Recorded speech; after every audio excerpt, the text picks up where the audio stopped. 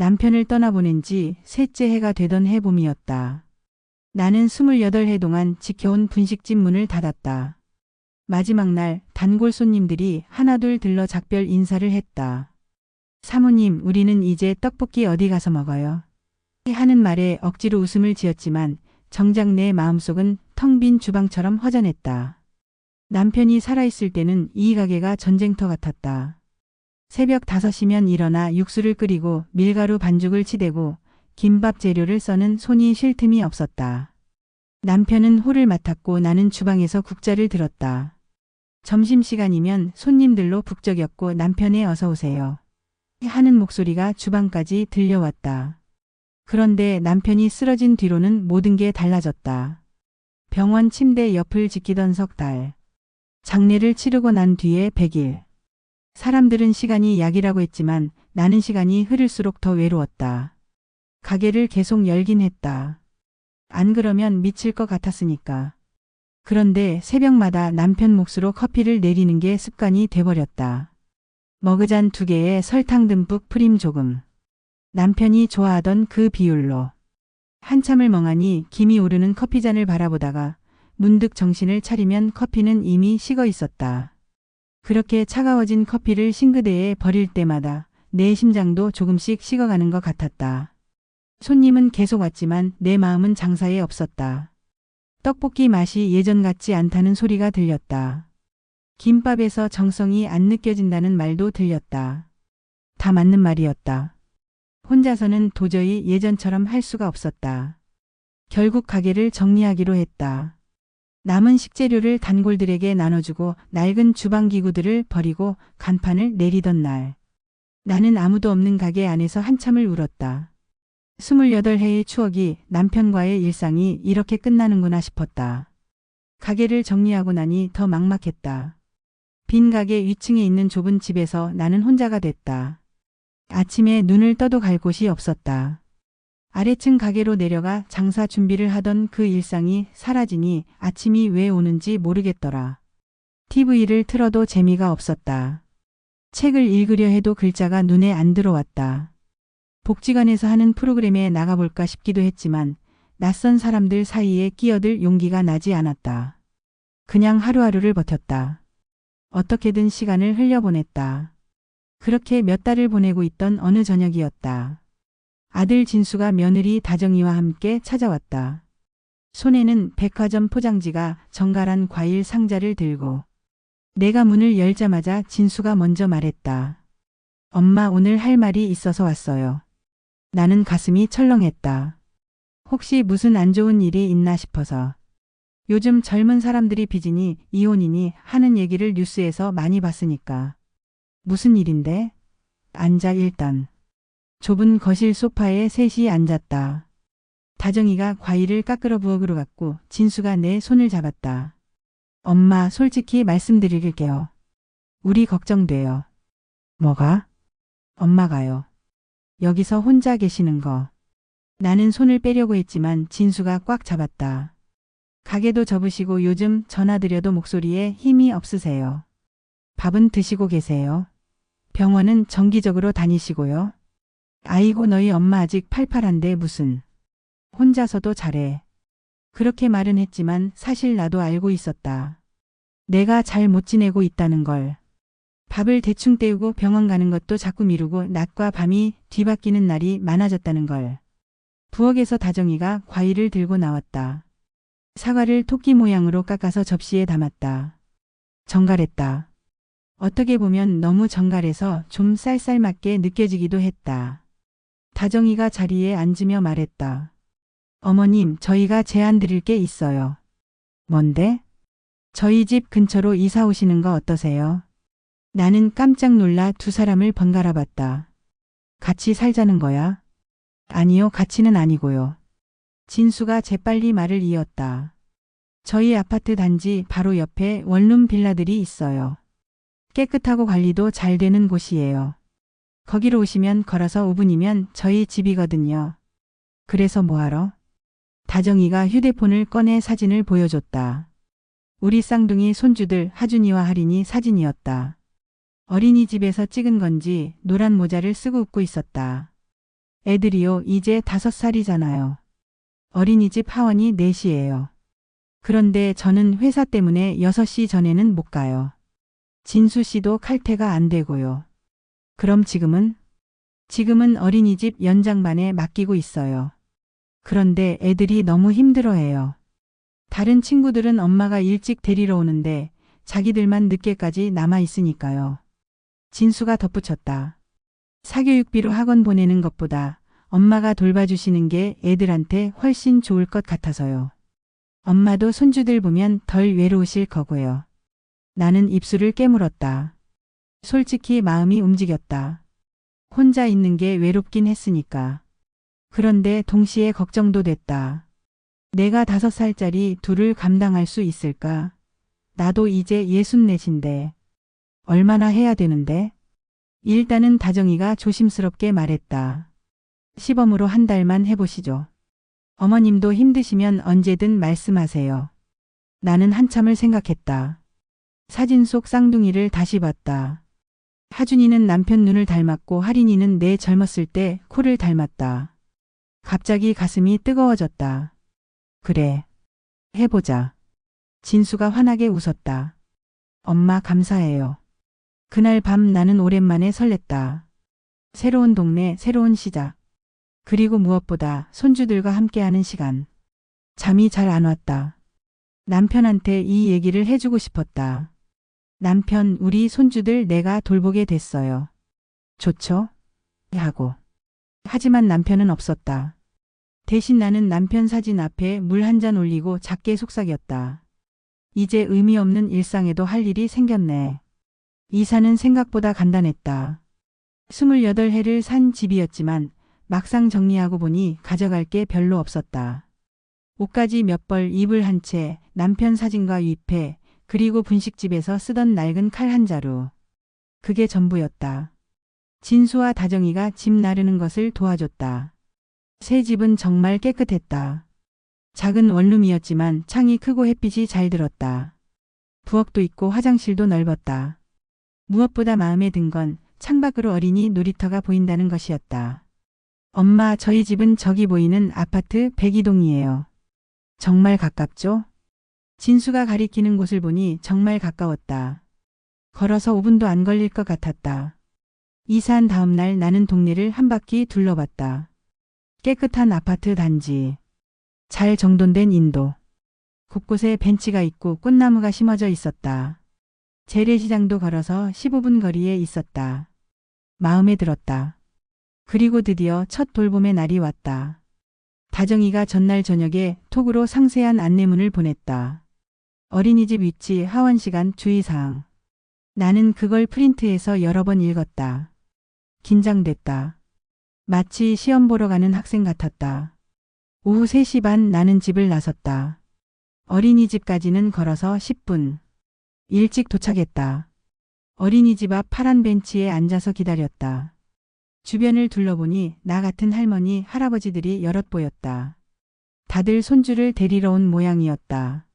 어떤 할머니는 손에 빵 봉지를 들고 있었고 어떤 할아버지는 휴대용 의자를 가져와 앉아 있었다. 4시가 되자 어린이집 문이 열렸다.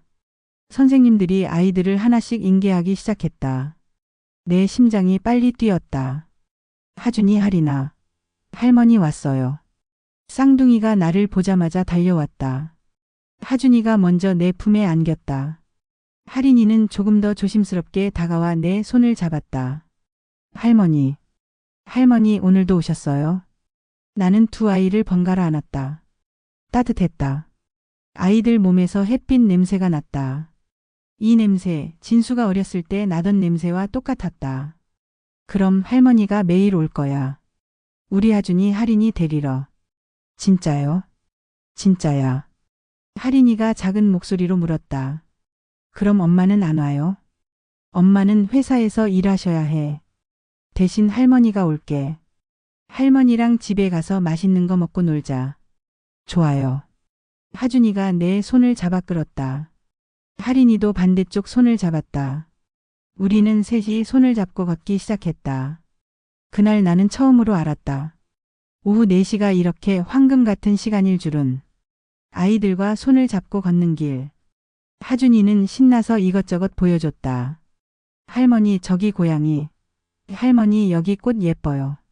할인이는 조용히 내 손을 꼭 잡고 걸었다. 재래시장을 지나다가 나는 꽈배기 파는 가게 앞에 멈춰섰다.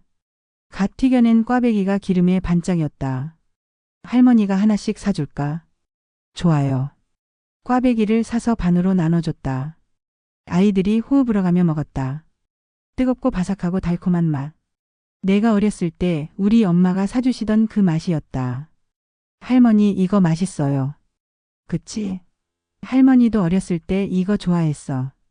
우리는 벤치에 앉아서 꽈배기를 다 먹었다. 아이들 입가에 설탕이 묻었다. 나는 손수건으로 닦아줬다. 할인이가 배시시 웃었다. 할머니 우리 매일 이거 먹을 거예요. 아니 가끔씩만. 매일 먹으면 이 닦을 때 아파. 그럼 일주일에 한 번? 그래 일주일에 한 번. 집에 돌아와서는 과일을 깎아줬다. 사과를 토끼 모양으로 만들어주니 하준이가 좋아서 방방 뛰었다. 할인이는 조용히 앉아서 포크로 한 입씩 먹었다. 할머니 책 읽어주세요. 할인이가 작은 가방에서 동화책을 꺼냈다. 아기 돼지 삼형제였다. 나는 아이들을 무릎에 앉히고 책을 읽어줬다. 한참을 읽다 보니 목소리가 쉬었다. 그런데도 아이들은 가만히 듣고 있었다. 할머니 목소리 좋아요. 그래? 할머니 목소리 할머니라서 늙고 거칠잖아. 아니에요. 좋기만 해요. 따뜻해요. 그 말에 가슴이 뜨거워졌다. 누군가 내 목소리를 좋아한다고 말해준 게 얼마만인지. 남편이 떠난 후로 아무도 내 목소리에 귀 기울여주지 않았다. 그런데 이 작은 아이들이 내 목소리를 좋아한다고 했다. 5시가 되자 다정이가 집에 돌아왔다. 나는 아이들과 함께 아파트로 갔다. 어머님 오늘 어떠셨어요? 좋았어. 애들 참 착하네. 말썽 안 부렸죠? 응, 천사 같더라. 다정이가 만족스럽게 웃었다. 그리고 봉투 하나를 내밀었다. 어머님 이거 오늘 일당이에요. 한 달 후에 정산하기로 했지만 일단 조금씩 드리는 게 좋을 것 같아서요. 나는 봉투를 받으며 무게를 느꼈다. 돈이 아니라 그 의미의 무게를. 고마워. 그런데 다정아 나는 돈 때문에 하는 건 아니야. 알아요. 그래도 받으세요. 당연히 드려야죠. 집에 돌아와 봉투를 열어보니 10,000원짜리 5장이 들어있었다. 나는 그 돈을 책상 서랍에 넣었다. 쓸 일이 없었다. 손주를 돌보는데 무슨 돈이 필요한가. 그날 밤 나는 오랜만에 깊이 잤다. 심장이 두근거렸다. 살아있다는 느낌. 누군가에게 필요한 사람이라는 느낌. 이 맛에 사는 거구나 싶었다. 빈 방에 불을 켜두고 나는 천장을 바라봤다. 손주들 웃음소리가 귓가에 맴돌았다. 할머니 오늘도 오셨어요? 할머니 목소리 좋아요. 남편한테 말하고 싶었다. 남편 나 오늘 너무 행복했어요. 우리 손주들 이렇게 예쁜 줄 몰랐어요. 그렇게 첫 주가 지나갔다. 매일 오후 4시 나는 어린이집 앞 벤치에 앉았다. 쌍둥이가 달려 나왔다. 꽈배기를 사 먹고 손을 잡고 걸었다. 과일을 깎아주고 책을 읽어줬다. 이 일상이 계속되길 바랐다. 행복은 이상하게도 너무 크면 불안해진다. 마치 손에 쥔 모래처럼 꽉 잡으려 할수록 빠져나가는 것 같다. 나는 그걸 몰랐다. 둘째 주 월요일 아침 다정이에게서 톡이 왔다. 어머님, 오늘 시간 되시면 잠깐 뵐 수 있을까요? 드릴 말씀이 있어서요. 나는 괜히 가슴이 철렁했다. 혹시 내가 뭘 잘못했나? 아이들한테 꽈배기를 너무 자주 사준 게 문제였나? 아니면 책을 너무 오래 읽어줘서 애들이 피곤해했나? 응, 그래. 언제? 점심때 뵐게요. 제가 집 앞 카페로 갈게요. 12시 나는 약속 장소에 도착했다. 다정이는 이미 와 있었다. 노트북을 펴놓고 뭔가 작업을 하고 있었다. 나를 보자 환하게 웃으며 손을 흔들었다. 어머님 여기요. 나는 자리에 앉았다. 다정이가 커피를 주문해줬다. 아메리카노. 나는 커피를 마시기 전에 물을 먼저 한 모금 마셨다. 입이 바짝 말랐다. 어머님, 지난주 정말 고생 많으셨어요. 아니야, 고생이 아니라 즐거웠어. 그래도 힘드셨을 텐데. 애들이 워낙 활발하잖아요. 아니야, 전혀. 오히려 나한테 에너지가 생기더라. 다정이가 고개를 끄덕이며 노트북을 돌렸다. 화면에는 엑셀 문서가 떠 있었다. 제목이 눈에 들어왔다. 하준할인 돌봄 가이드라인. 나는 화면을 들여다봤다. 항목이 빼곡했다. 1. 하원 시간 오후 4시 정각 5분 이상 지각 시 어린이집 연락. 2. 간식 규칙. 오후 5시 이전 간식 금지 저녁 식사에 영양. 당 함량 높은 간식 제한 꽈배기, 사탕, 초콜릿 등. 승인된 간식 목록 참고 별도 파일 첨부. 3. 교육 활동. 영어 동요 15분 이상 유튜브 재생 목록 참고. 한글 쓰기 연습 10분 교재 제공 예정. 창의력 활동 20분 그림 그리기, 블록놀이 등. 4. 전자기기 사용. TV 시청 30분 이내. 태블릿 휴대폰 사용 금지. 5. 일과 기록. 매일 오후 6시까지 사진 3장 이상 인증.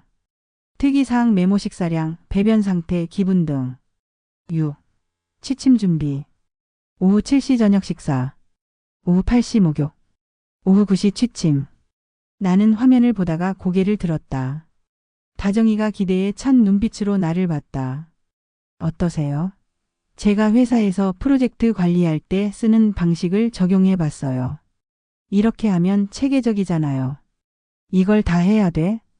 네, 어렵지 않으실 거예요. 애들도 규칙적인 생활이 필요하거든요. 나는 다시 화면을 봤다. 항목 하나하나가 벽돌처럼 느껴졌다. 그런데 다정아, 애들이 놀고 싶어 하면 어쩌고? 놀이도 교육 활동에 포함되는 거예요. 창의력 활동 시간에 마음껏 놀면 돼요. 그럼 꽈배기는? 다정이가 잠시 표정이 굳었다. 어머님, 그게요, 할인이가 충치가 있어요. 치과에서 당분 섭취를 최대한 줄이라고 했거든요. 그래서 간식은 좀 신경 써주셨으면 해요. 아, 그랬구나. 미안해, 나는 몰랐어. 괜찮아요. 이제 아시니까요. 나는 커피를 한 모금 마셨다. 쓴맛이 혀끝을 스쳤다. 그런데 다정아, 사진 인증은 꼭 해야 돼? 나 휴대폰 사진 찍는 거 잘 못하는데. 어머님, 요즘은 다들 하세요.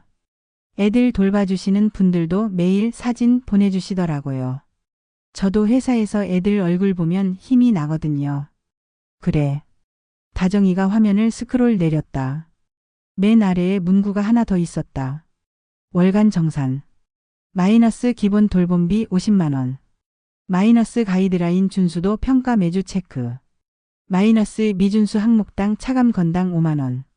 마이너스 최종 지급액 체크리스트 준수도에 따라 조정. 나는 숨이 막혔다. 손가락 끝이 차가워졌다. 이게 무슨 뜻이야? 어머님, 이건 상호 책임을 명확히 하자는 거예요. 저희도 어머님께 제대로 된 보상을 드려야 하고 어머님도 가이드라인을 지켜주셔야 하잖아요. 공정하게요. 그러니까 내가 이 규칙을 안 지키면 돈을 깎는다는 거야. 그렇게 부정적으로 생각하지 마세요. 오히려 명확한 거예요. 모호하면 나중에 서로 불편할 수 있잖아요. 나는 아무 말도 할 수 없었다. 가슴속에서 뭔가가 꿈틀거렸다. 서운함, 분노, 아니면 배신감. 다정이가 노트북을 덮으며 말했다. 어머님, 제가 이렇게 하는 이유가 있어요. 우리 가게가 빠듯하거든요. 진수 씨 월급이랑 제 월급 합쳐도 애들 키우고 대출 갚고 생활비 내면 남는 게 없어요. 그래서 어린이집 연장반 대신 어머님께 부탁드리는 거예요. 훨씬 저렴하고 애들한테도 좋고요. 훨씬 저렴하다. 그 말이 가슴을 찔렀다. 나는 저렴한 노동력이 된 건가? 어머님, 오해하지 마세요. 감사한 마음은 정말 큰데 그래도 시스템은 필요하잖아요. 이게 서로를 위한 거예요. 나는 고개를 끄덕였다. 입에서는 그래, 알겠다라는 말이 나왔지만 마음속에서는 무언가가 무너져 내렸다. 카페를 나서며 나는 하늘을 올려다봤다. 구름이 빠르게 흘러갔다. 마치 내 마음처럼. 집에 돌아와서 나는 다정이가 보낸 파일을 다시 열어봤다. 체크리스트, 평가, 차감. 이 단어들이 눈에 박혔다. 손주를 돌보는 게 내 가족을 사랑하는 게 언제부터 건당 5만 원이 되었을까? 나는 휴대폰을 내려놓고 창밖을 봤다. 놀이터에서 아이들이 뛰어놀고 있었다. 웃음소리가 들렸다. 저 아이들처럼 우리 손주들도 자유롭게 놀았으면 좋겠는데. 체크리스트 없이 시간에 쫓기지 않고. 그날 밤 나는 잠이 오지 않았다. 남편 사진 앞에 앉아서 중얼거렸다. 남편 나 뭐 하는 건지 모르겠어요. 손주 보는 게 기쁜 건지 아니면 일하는 건지. 남편은 대답이 없었다. 당연했다. 대신 나는 스스로에게 물었다. 그래도 할 거야? 응, 할 거야. 손주들을 위해서. 그렇게 나는 다짐했다. 체크리스트가 뭐든 나는 최선을 다하겠다고. 돈이 문제가 아니라 애들이 행복하면 되는 거라고. 하지만 마음 한구석에서는 알고 있었다. 이건 시작일 뿐이라는 걸. 셋째 주 목요일 하늘이 무너지는 것 같은 비가 쏟아졌다. 아침부터 먹구름이 끼더니 점심때부터 장대비가 시작됐다. 나는 창밖을 보며 걱정했다. 우산을 챙겨갔지만 이 정도 비면 우산도 소용없을 것 같았다. 오후 3시 반 나는 우비를 입고 집을 나섰다. 바람이 세차게 불어서 우산이 뒤집힐 뻔했다. 신발은 금세 젖었다. 양말까지 축축해졌다. 어린이집 앞에 도착했을 때 나는 이미 흠벅 젖어 있었다. 다른 할머니, 할아버지들도 모두 비를 맞고 서 있었다. 어린이집 처마 밑에서 다들 옷을 털며 한숨을 쉬었다. 4시가 되자 선생님이 아이들을 데리고 나왔다. 쌍둥이를 보는 순간 내 마음이 철렁했다. 하준이 옷이 젖어 있었다. 하준아, 어쩌다가 옷이 젖었어? 할머니 놀이터에서 놀다가. 선생님이 미안한 표정으로 설명했다. 할머니 죄송해요. 아침에 우산 갖고 놀다가 물이 튀었나 봐요. 여벌옷도 없고 제가 미처 못 말렸어요. 괜찮아요, 선생님. 얘들이 놀다 보면 그럴 수 있죠. 나는 하준이의 옷을 만져봤다. 등 쪽이 축축했다. 이대로 가다가 감기 걸리겠다 싶었다. 하준아, 할머니가 옷 갈아입혀 줄게. 빨리 가자. 비는 더 세차게 내렸다. 우산을 써도 빗물이 옆으로 튀어서 우리 셋 다 젖었다. 할인이가 떨면서 말했다. 할머니 추워요. 그치? 조금만 참아. 금방 따뜻하게 해줄게. 집으로 가는 길에 나는 재빨리 결정을 내렸다. 아이들을 바로 집으로 데려가면 안 될 것 같았다. 젖은 옷을 갈아입히기 전에 먼저 몸을 녹여야 했다. 그래서 나는 시장 안에 있는 단골 포장마차로 들어갔다. 이모가 반갑게 맞아줬다. 어머 사장님, 오랜만이에요. 얘들은 누구예요?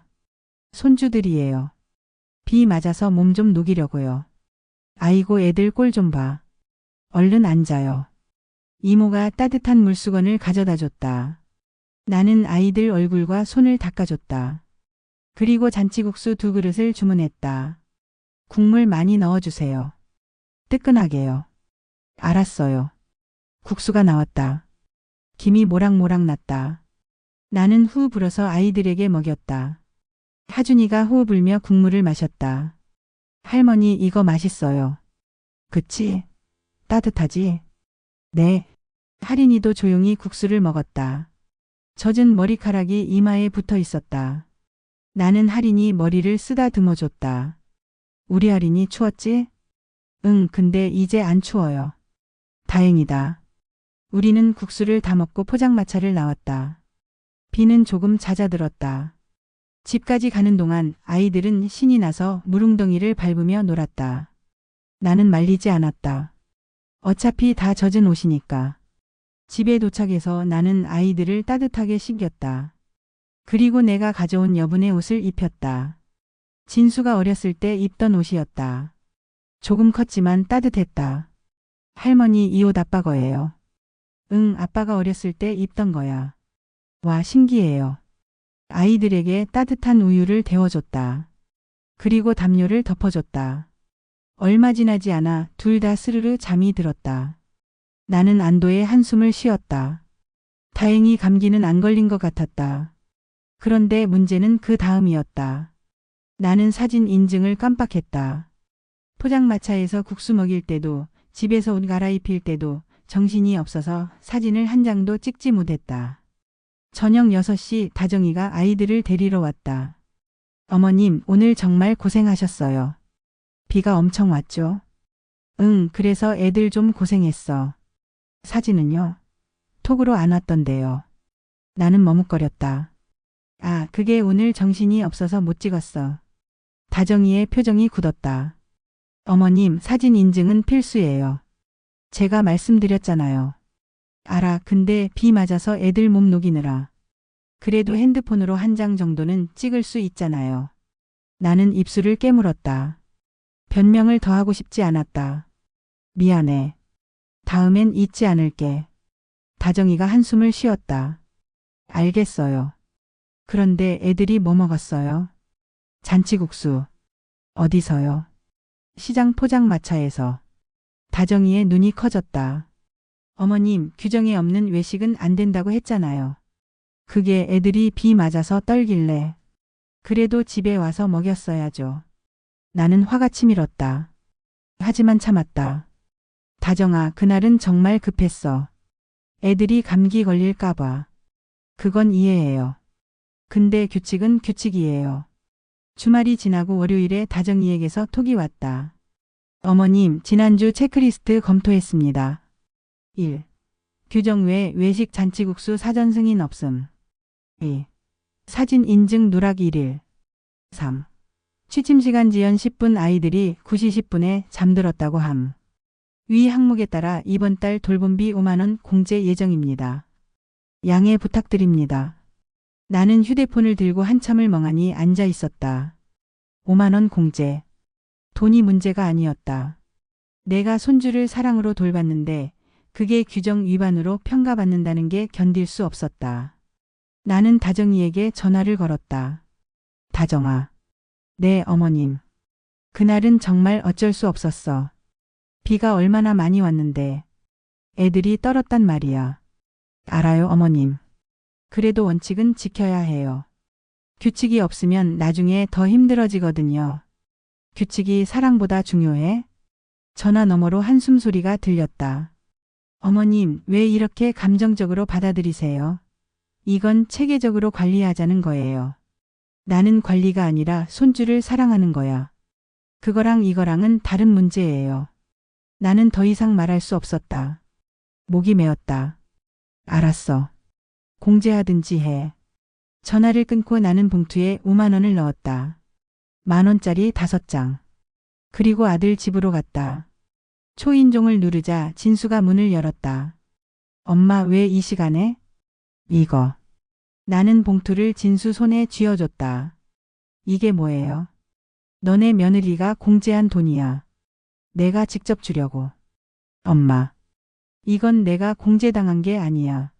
내가 가져간 거야. 알아들어. 나는 돌아섰다. 진수가 뒤에서 불렀지만 나는 돌아보지 않았다. 집으로 돌아오는 길 눈물이 났다. 처음에는 참으려고 했지만 결국 터져 나왔다. 엘리베이터 안에서 거울에 비친 내 얼굴을 봤다. 주름진 얼굴. 희끗희끗한 머리. 나는 언제부터 이렇게 늙었을까? 그리고 언제부터 내 사랑이 5만 원으로 평가받게 됐을까? 며칠 동안 나는 무기력했다. 여전히 손주들은 데리러 갔다. 체크리스트도 지켰다. 사진도 빠짐없이 찍었다. 하지만 마음이 없었다. 아이들과 놀 때도 책을 읽어줄 때도 내 안에서 뭔가가 꺼진 것 같았다. 하준이가 물었다. 할머니, 왜 안 웃어요? 응? 웃고 있는데? 아니에요. 할머니 웃는 거 이상해요. 진짜 웃는 거 아니에요.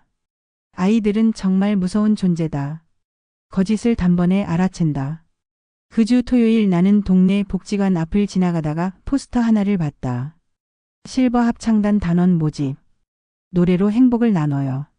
매주 화목 오후 2시. 60세 이상 누구나 환영. 나는 포스터를 한참 바라봤다. 합창단. 언제 마지막으로 노래를 불러봤더라. 분식집 하던 시절 주방에서 트로트를 흥얼거리던 게 전부였다. 월요일 나는 복지관에 전화를 걸었다. 합창단 신청하려고요. 네, 어르신. 목요일에 오시면 돼요. 주소랑 성함만 알려주세요. 그렇게 나는 합창단에 가입했다. 첫 연습날 나는 떨렸다. 낯선 사람들 사이에 끼어드는 게 얼마만인지. 복지관 음악실 문을 열자 이미 10명 정도의 할머니, 할아버지들이 앉아 있었다. 새로운 분이네요. 어서 오세요. 한 할머니가 환하게 웃으며 손을 흔들었다. 나는 조심스럽게 자리에 앉았다. 지휘자 선생님이 들어왔다. 젊은 여자 선생님이었다. 상냥한 목소리로 인사했다. 안녕하세요, 여러분. 오늘 새로 오신 분 계시죠? 자기소개해 주세요. 나는 일어나서 어색하게 말했다. 저는 박영자라고 해요. 64이고 요즘 손주 돌보고 있어요. 어머, 손주 돌보세요. 대단하시네요. 다들 박수를 쳤다. 나는 얼굴이 뜨거워졌다. 연습이 시작됐다. 우리는 고향의 봄을 불렀다. 처음에는 목소리가 안 나왔다. 오랫동안 노래를 안 불러서 목이 굳어 있었다. 그런데 계속 부르다 보니 조금씩 목이 풀렸다. 나의 살던 고향은 꽃피는 산골. 옆에 앉은 할머니가 나한테 손짓을 했다. 더 크게 불러요. 우린 어차피 귀 잘 안 들려요. 나는 웃음이 났다. 그래서 목소리를 더 키웠다. 복숭아꽃 살구꽃 아기 진달래. 노래를 부르니까 가슴이 뻥 뚫리는 것 같았다. 오랫동안 막혀있던 무언가가 터져나왔다. 연습이 끝나고 다들 복지관 휴게실로 모였다. 누군가 과자를 꺼냈고 누군가 커피를 내렸다. 옛날 동네 사랑방 같은 분위기였다. 옆에 앉은 할머니가 말을 걸었다. 손주 돌본다고 했죠. 몇 살이에요? 5살 쌍둥이요. 아이고 쌍둥이. 힘드시겠네요. 괜찮아요. 애들이 착해서. 그런데 그 말을 하는데 목이 메었다. 할머니가 알아챘다. 왜요? 무슨 일 있어요? 나는 고개를 저었다. 하지만 할머니는 내 손을 잡았다. 우리끼리 얘긴데 뭐. 말해봐요. 다들 비슷한 사정이 있어요. 나는 한참을 망설이다가 조심스럽게 입을 열었다. 며느리가 체크리스트를 만들었어요. 체크리스트. 네. 손주 돌볼 때 지켜야 할 규칙이요. 그걸 안 지키면 돈을 깎아요. 그 말을 듣자 주변에 있던 다른 할머니들이 다가왔다. 어머, 우리도 그래요. 저도요. 우리 며느리도 매일 사진 보내래요. 저는 아들이 앱을 깔아줬어요. 거기다 기록하래요. 갑자기 모두가 자기 얘기를 쏟아냈다. 나는 놀랐다. 나만 그런 게 아니었구나. 한 할머니가 한숨을 쉬며 말했다. 요즘 젊은 사람들은 다 그래요. 우리를 믿지 못해요. 그래서 일일이 확인하고 기록하고 평가하죠. 맞아요. 우린 사람이 아니라 직원 같아요. 직원보다 못하지. 직원은 칼퇴라도 하는데 우린 24시간 대기조예요. 모두가 웃었다. 하지만 쓴 웃음이었다. 두 번째 연습날 선생님이 준비 운동을 마치고 물었다. 오늘은 본격적으로 연습 들어가기 전에 여러분이 요즘 어떤 마음으로 지내시는지 나눠볼까 해요. 누구든 편하게 말씀해 주세요. 한 할아버지가 먼저 말했다. 저는 요즘 외로워요. 자식들이 다 바빠서 명절에도 못 봐요. 다른 할머니가 이었다. 저는 요즘 쓸모없다는 생각이 들어요. 아무도 나를 필요로 하지 않는 것 같아서. 선생님이 고개를 끄덕이며 물었다. 어르신들, 그럼 제일 서운한 게 뭐예요? 잠시 침묵이 흘렀다. 나는 조심스럽게 입을 뗐다. 저는 요감 매겨지는 정이 제일 서운해요. 모두가 나를 봤다. 선생님도 관심 있는 표정으로 물었다. 무슨 말씀이세요? 손주를 사랑으로 돌보는데 그게 돈으로 계산되고 평가받고 공제당하는 게요. 내 사랑이 가격표가 붙는 게 제일 아파요. 옆에 앉은 박 여사가 고개를 끄덕였다. 맞아요. 우리도 다 공제당해 봤어요. 규칙 어겼다고 잔소리 많이 한다고. 다들 웃었다. 그런데 웃음 속에 눈물이 비쳤다. 한 할머니가 말했다. 우리가 뭘 잘못했을까요? 그냥 손주가 사랑스러워서 도와주고 싶어서 한 건데. 그게 잘못이래요. 요즘 육아는 과학이래요. 우리 방식은 구식이래요. 구식이면 어때? 우리도 자식 다 이렇게 키웠는데. 모두가 한숨을 쉬었다. 선생님이 조용히 말했다. 어르신들, 오늘 이야기 들으니까 가슴이 아프네요. 그런데 한 가지만 기억하세요. 어르신들의 사랑은 절대 값으로 매길 수 없어요. 누가 뭐래도요. 나는 그 말에 눈물이 났다. 처음으로 누군가 내 마음을 알아줬다. 집으로 돌아오는 길 나는 깨달았다. 내가 원한 건 돈이 아니었다. 존중이었다. 내가 손주를 사랑하는 마음을, 내가 쏟는 시간과 정성을 누군가 인정해 주길 바랐다. 그게 전부였다. 그리고 또 하나 깨달았다. 나는 혼자가 아니구나. 이런 마음으로 사는 할머니, 할아버지들이 이렇게 많구나. 그날 밤 나는 일기를 썼다. 오랜만에 꺼낸 일기장이었다. 오늘 복지관에서 노래를 불렀다. 오랜만에 마음이 후련했다. 내가 이상한 게 아니었다. 다들 비슷한 마음이었다. 우리는 그냥 사랑받고 싶은 것뿐이다. 존중받고 싶은 것뿐이다. 그게 왜 이렇게 어려운 일일까? 합창단에서 마음을 나눈 뒤로 나는 달라졌다. 더 이상 체크리스트에 맞춰 사는 게 아니라 내 기준을 세우기 시작했다. 그리고 결심했다. 이대로는 안 되겠다고. 변화가 필요하다고. 다음 주 월요일 나는 다정이에게 톡을 보냈다. 다정아, 이번 주 금요일 시간 좀 낼 수 있어? 할 얘기가 있어. 다정이가 금방 답장을 보냈다. 네, 어머님. 무슨 일이세요? 걱정되는데요. 걱정할 일은 아니야. 그냥 우리 앞으로 어떻게 할지 얘기 좀 하자. 알겠습니다. 금요일 저녁에 뵐게요. 나는 그 주 내내 준비했다. 복지관에서 만난 할머니들과 이야기를 나눴다. 박 여사가 좋은 조언을 해줬다. 영자 씨, 감정적으로 접근하지 마요. 냉정하게, 논리적으로 얘기해야 저 젊은 사람들이 알아들어요. 어떻게요?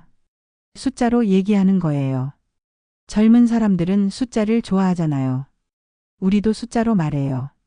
나는 고개를 끄덕였다. 그래서 집에 와서 A 사용지를 꺼냈다. 그리고 적기 시작했다. 새로운 제안 활동비 체계. 적다 보니 내 생각이 정리됐다. 나는 돈이 문제가 아니라 이름이 문제였다는 걸 깨달았다. 용돈이라는 말이 싫었다. 그건 마치 내가 구걸하는 것 같았다. 수고비라는 말도 싫었다. 그건 나를 고용된 사람으로 만들었다. 그래서 나는 새로운 이름을 붙였다. 활동비. 금요일 저녁 다정이와 진수가 함께 우리 집에 왔다. 나는 보리차를 끓여서 내놓았다. 그리고 A 사용지 2장을 테이블 위에 올렸다. 이게 뭐예요, 엄마? 진수가 물었다. 우리가 앞으로 어떻게 할지에 대한 제안이야. 다정이가 조심스럽게 종이를 집어들었다. 나는 침착하게 말했다. 첫째, 50만 원은 용돈이나 수고비가 아니라 활동비로 하자. 이 돈은 내 개인 용돈이 아니라 아이들을 위한 활동에 쓰는 돈이야. 간식비, 교통비, 서점비, 놀이비용. 매달 영수증을 정리해서 너희한테 공유할게. 남는 돈은 애들 저금통에 넣자. 다정이가 놀란 표정으로 나를 봤다. 어머님. 둘째, 체크리스트는 3가지로만 줄이자. 안전, 수면, 알레르기. 이 3가지만 철저히 지킬게. 나머지는 내 재량에 맡겨줘. 나도 엄마였고 아이를 키워봤어. 내가 아이들한테 해로운 짓을 하겠어? 진수가 입을 열려다가 다시 닫았다. 셋째, 매달 마지막 금요일에는 상호 피드백 시간을 갖자. 내가 궁금한 것도 물어보고 너희가 걱정하는 것도 들을게. 서로 배우면서 가는 거야. 우린 가족이니까. 나는 종이를 내려놓고 2사람을 번갈아 봤다. 그리고 마지막으로 공제 제도는 없애자. 나는 너희 직원이 아니야. 나는 할머니야. 규칙을 어기면 그때그때 말해줘. 대화로 해결하자. 돈으로 하지 말고. 침묵이 흘렀다. 다정이가 종이를 내려놓고 눈물을 닦았다. 울고 있었다. 어머님 죄송해요. 왜? 제가 너무 심했어요. 회사에서 하던 방식을 그대로 가져왔어요. 어머님을 프로젝트 관리하듯이 대했어요. 진수도 고개를 숙였다. 엄마 죄송해요. 제가 더 신경 썼어야 했는데. 나는 2사람의 손을 잡았다. 너희가 나쁜 의도로 한 건 아니잖아. 나도 알아. 다들 처음이니까 시행착오가 있는 거야. 다정이가 코를 훌쩍이며 말했다. 어머님, 제가 너무 스트레스를 받았나 봐요. 회사에서는 모든 걸 수치화하고 평가하고 보고해야 하잖아요. 그게 습관이 됐나 봐요. 가족한테까지 그렇게 하다니. 알아. 요즘 젊은 사람들 힘들지. 나도 이해해. 근데 어머님 말씀이 맞아요. 가족인데 KPI처럼 대하면 안 되죠. 나는 미소 지었다. 우린 팀이야. 팀은 서로 믿는 거지. 진수가 물었다. 엄마, 그럼 이 제안대로 할게요. 근데 정말 활동비로만 쓰실 거예요. 그럼. 나 쓸 돈 있어. 국민연금이랑 남은 적금으로 충분해. 그래도 애들 위해서 쓰는 게 나는 더 좋아. 손주들 얼굴 보는 게 내 월급이야. 그날 밤 우리는 오랜만에 마음을 터놓고 이야기했다. 다정이는 회사 스트레스를 털어놓았고 진수는 아빠 노릇이 얼마나 어려운지 말했다. 나는 남편을 잃고 혼자 된 이후의 외로움을 얘기했다. 결국 우리 모두 서툴렀던 거다. 가족을 사랑하는 방법을. 다정이가 가기 전에 내 손을 꼭 잡았다. 어머님, 감사해요. 그리고 정말 죄송해요. 괜찮아. 우리 이제 새로 시작하면 돼. 네. 어머님이 진짜 멋있으세요. 내가? 네. 이렇게 솔직하게 말씀하시고 대안까지 준비하시고. 저보다 훨씬 프로페셔널하세요. 나는 웃었다. 프로페셔널은 무슨. 나는 그냥 할머니야. 하지만 속으로는 뿌듯했다. 내가 해냈다. 내 목소리를 냈다. 그날 밤 남편 사진 앞에 앉아서 말했다. 여보, 나 오늘 당당했어요. 우리 며느리한테 제대로 말했어요. 이제 좀 나아질 것 같아요. 창밖에서 달빛이 들어왔다. 남편이 미소 짓는 것 같았다. 새로운 약속이 시작된 월요일 다정이가 톡을 보냈다. 어머님, 오늘부터 활동비 봉투 전달할게요. 이름도 바꿨어요. 사진이 첨부돼 있었다. 하얀 봉투에 예쁜 글씨로 적혀 있었다. 하준할인 프로젝트 활동비. 나는 그 이름이 마음에 들었다. 프로젝트. 그래, 우리는 함께 프로젝트를 하는 거다. 아이들을 행복하게 키우는 프로젝트. 오후 4시 나는 여느 때처럼 어린이집으로 갔다. 쌍둥이가 달려 나왔다. 할머니. 우리 사랑하는 하준이, 할인이. 하준이가 내 손을 잡으며 물었다. 할머니, 오늘은 뭐 할 거예요? 오늘은 특별한 거 할 거야. 할머니가 깜짝 선물 준비했어. 진짜요? 우리는 동네 서점으로 갔다.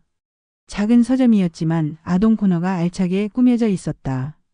애들아, 오늘은 너희가 하고 싶은 거 하나씩 고르는 거야. 뭐든지요. 응, 뭐든지. 스티커, 색연필, 책 다 좋아. 하준이는 공룡 스티커 지도를 골랐다. 한국 지도에 공룡 스티커를 붙이는 거였다. 할인이는 계절 관찰 노트를 골랐다. 낙엽이며 꽃을 붙일 수 있는 노트였다. 좋은 거 골랐네. 할머니가 사줄게. 계산을 하고 나오는데 할인이가 조용히 물었다. 할머니, 이거 사도 돼요? 비싼 거 아니에요? 괜찮아. 이거 활동비로 사는 거야. 너희 프로젝트 비용이야. 프로젝트요? 응. 너희랑 할머니는 지금 특별한 프로젝트를 하고 있어. 행복한 오후 만들기 프로젝트. 아이들이 키득거리며 웃었다. 집에 와서 우리는 스티커 지도를 펼쳤다. 하준이가 신나서 공룡 스티커를 붙이기 시작했다. 나는 옆에서 도와줬다. 여기는 서울이야. 우리가 사는 곳이지. 와, 그럼 여기 공룡 붙일래요? 그래, 티라노사우루스를 서울에 붙이자. 할인이는 창가에 앉아서 낙엽을 노트에 조심스럽게 붙였다. 나는 할인이 옆에 앉아서 물었다. 할인아, 이 낙엽은 어디서 주웠어? 놀이터요. 노란 나무에서 떨어진 거예요. 예쁘다. 가을 낙엽이네. 할머니, 가을이 뭐예요? 가을은 지금 같은 계절이야. 날씨가 선선하고 나뭇잎이 노랗게 변하는 때. 할머니, 저 가을 좋아요. 왜? 할머니랑 낙엽 주우니까요. 그 말에 가슴이 뭉클했다. 이 작은 것들이 아이들한테는 전부인 거다. 저녁 7시 나는 아이들과 함께 동화책을 읽었다. 오늘은 별을 헤아리며를 골랐다. 스탠드 조명을 켜고 아이들을 양옆에 앉혔다. 옛날 옛적에 하늘에 별을 세는 소녀가 있었어요. 하준이가 눈을 반짝이며 물었다. 별을 세면 뭐가 나와요? 소원이 이루어진대. 진짜요? 응, 동화에서는 그래. 책을 다 읽고 나니 할인이가 졸리운 눈으로 말했다. 할머니, 저도 별 세고 싶어요. 그래? 그럼 다음에 밤에 별이 잘 보이는 날 할머니랑 옥상 올라갈까? 좋아요. 자장가를 한 곡 불러줬다. 반달. 예전에 진수한테 불러주던 노래였다. 푸른 하늘 은하수 하얀 쪽배엔. 노래를 부르다 보니 목이 메었다. 하지만 끝까지 불렀다. 아이들이 스르르 잠들 때까지. 다정이가 아이들을 데리러 왔을 때 나는 오늘 산 것들을 보여줬다. 와, 어머님. 애들이 좋아했겠어요. 응, 너무 좋아하더라. 오늘 하루 종일 스티커 붙이고 놀았어. TV는 안 봤어요? 응, 신기하게도 안 봤어. 스티커 붙이는 게 더 재밌었나 봐. 다정이가 미소 지었다. 어머님, 역시 어머님이세요.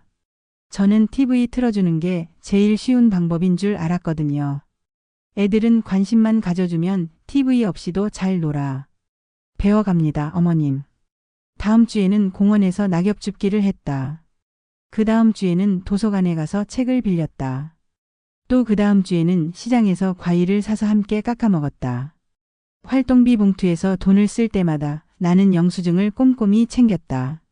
그리고 노트에 기록했다. 10월 활동비 내역. 마이너스 서점 스티커 지도 관찰 노트 18,000원. 마이너스 도서관 도서 대여비 0원. 마이너스 시장 과일 12,000원. 마이너스 놀이터 간식 군밤 5,000원. 마이너스 공원 돗자리 재사용 가능 8,000원. 마이너스 기타 색연필 풀 등 7,000원. 총 지출 5만원. 남은 금액 0원. 달 말에 다정이한테 노트를 보여줬다. 어머님, 와 이렇게 꼼꼼하게 기록하셨어요? 응. 활동비니까 투명하게 해야지. 근데 딱 50만원 쓰셨네요. 계획하신 거예요? 아니, 우연이야. 근데 이 정도면 애들이랑 풍성하게 놀 수 있더라. 다정이가 노트를 한참 들여다봤다. 어머님, 이거 제가 프레임에 넣어서 걸어두고 싶어요. 제 책상에. 왜? 제가 회사에서 하는 프로젝트 보고서보다 훨씬 의미 있거든요. 나는 웃었다. 그냥 할머니가 손주랑 논 거야. 보고서까지는 아니지. 아니에요. 이게 진짜 보고서예요. 사랑의 보고서. 그 말에 나는 또 눈물이 날 뻔했다. 어느 날 할인이가 내게 그림을 한 장 그려줬다. 3명이 손을 잡고 있는 그림이었다. 할머니, 이거 할머니랑 나랑 하준이에요. 예쁘다. 할머니가 액자에 넣을게. 진짜요? 응, 진짜. 할머니 방에 걸어둘 거야. 할인이가 배시시 웃었다.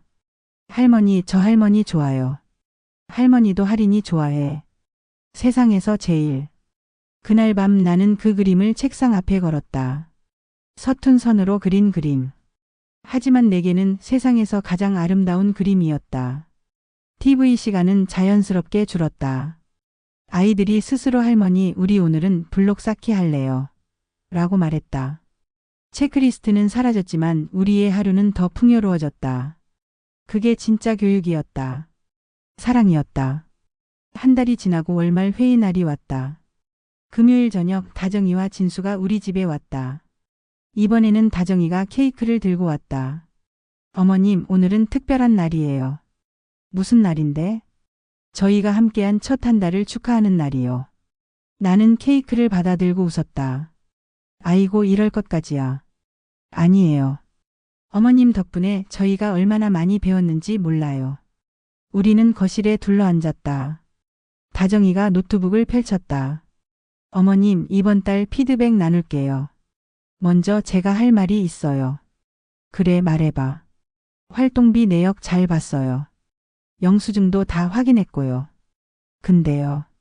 나는 긴장했다. 혹시 뭐가 잘못됐나? 어머님이 너무 아끼신 것 같아요. 응? 50만 원 딱 맞춰 쓰셨잖아요. 더 쓰셔도 되는데. 아니야, 이 정도면 충분해. 진수가 끼어들었다. 엄마, 그래도 엄마 개인적으로 쓰실 것도 필요하잖아요. 아니야. 나는 필요한 거 다 있어. 다정이가 봉투 하나를 꺼냈다. 어머님, 이번 달부터는 이렇게 할게요. 봉투에는 이렇게 적혀 있었다. 감사의 마음. 마이너스 활동비 50만 원 아이들 활동비. 마이너스 사례금 30만 원 어머님 개인 용도. 나는 고개를 저었다. 다정아, 나는 사례금까지는 필요 없어. 어머님 받으세요. 이건 저의 마음이에요. 어머님이 얼마나 수고하시는지 알아요. 어린이집 연장반 맡기면 한 달에 80만 원 나가요. 그것도 밤 7시까지만이고요. 어머님은 그것보다 훨씬 더 많은 시간과 정성을 쏟으시잖아요. 그래도. 그리고 이건 용돈이 아니에요. 감사의 표시예요. 금액은 같을 수 있지만 이름표는 다른 거예요. 나는 봉투를 바라봤다. 이름표. 그래, 이름이 중요한 거였다. 알겠어. 그럼 고맙게 받을게. 다정이가 환하게 웃었다. 그리고요, 어머님. 이번 달 애들이 너무 행복해했어요. 매일 집에 오면 할머니 얘기만 해요. 그래? 네. 할머니랑 낙엽 주웠던 얘기, 스티커 붙였던 얘기, 책 읽었던 얘기. 그런 얘기를 하는 애들 표정이 너무 밝아요. 진수도 고개를 끄덕였다. 엄마, 저도 느꼈어요. 애들이 예전보다 훨씬 안정적이에요. 짜증도 덜 부리고 잠도 잘 자고. 그래? 나는 그냥 애들이랑 놀았을 뿐인데. 그게 어디 그냥인가요? 어머님이 얼마나 정성을 쏟으시는지 알아요. 나는 얼굴이 뜨거워졌다. 그런데 나도 할 말이 있어. 네, 말씀하세요. 할인이가 요즘 편식을 좀 하더라. 야채를 잘 안 먹어. 다정이가 고개를 끄덕였다. 맞아요. 집에서도 그래요. 그래서 내가 야채를 재밌게 만들어주려고 하는데 혹시 알레르기 있는 야채 있어? 아니요, 없어요. 어떻게 해주실 건데요? 야채로 동물 얼굴 만들어주려고. 브로콜리로 나무 당근으로 해, 이런 식으로. 다정이가 눈을 빛냈다. 어머님, 그거 좋은 아이디어예요. 제가 집에서도 따라 해볼게요. 그리고 하준이는 요즘 책 읽는 걸 좋아하는 것 같아. 그림책 더 빌려다 줘도 될까? 물론이죠. 오히려 감사하죠. 우리는 1시간 넘게 이야기를 나눴다. 아이들 이야기, 육아 이야기, 우리 가족 이야기. 대화가 끝나고 진수가 조심스럽게 물었다. 엄마, 그럼 계속 해주실 수 있으세요?